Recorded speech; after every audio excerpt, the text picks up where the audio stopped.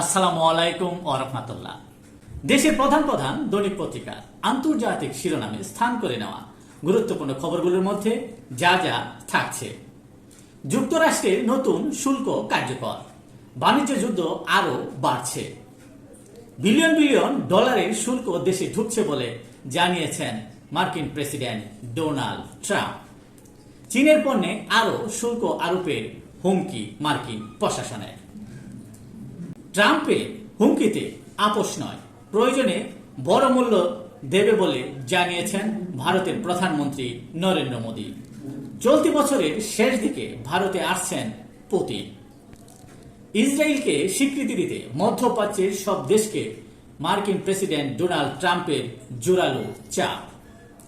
গাজা পুরোপুরি দখলের পরিকল্পনায় ইসরায়েলি মন্ত্রিসভার অনুমোদন। গাজার মাত্র 2 বর্গ কিলোমিটার কৃষিজমি ব্যবহারের উপযোগী বলে জানিয়েছে জাতিসংঘ। গানায় হেলিকপ্টার বিধ্বস্ত, 2 মন্ত্রীসহ নিহত 8। 75 বছরের মধ্যে সবচেয়ে বড় দাবানলের কবলে ফ্রান্স। চরম আবহাওয়া বরিতায় এশিয়া, তাপ প্রবাহে উঠছে, বন্যায় ভাসছে। এই হচ্ছে এশিয়ার আবহাওয়ার বিরূপ প্রতিক্রিয়ার চিত্র। এই ছিল দেশের প্রধান প্রধান দৈনিক পত্রিকার শিরোনামে স্থান করে নেওয়া গুরুত্বপূর্ণ খবরগুলো জানিয়ে এতক্ষণ আপনাদের মাঝে উপস্থিত ছিলাম। আশা করি আপনাদের ভালোই লেগেছে। সার্বিক খবরের বিবেচনায় যদি আপনাদের কোনো অভিমত, অভিব্যক্তি, সমালোচনা কিংবা কোনো পরামর্শ থেকে থাকে তাহলে অবশ্যই কমেন্টে জানাবেন।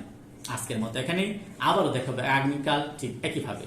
সে পর্যন্ত অবশ্যই ভালো থাকবেন, সুস্থ থাকবেন। আসসালামু আলাইকুম ওয়া রাহমাতুল্লাহ।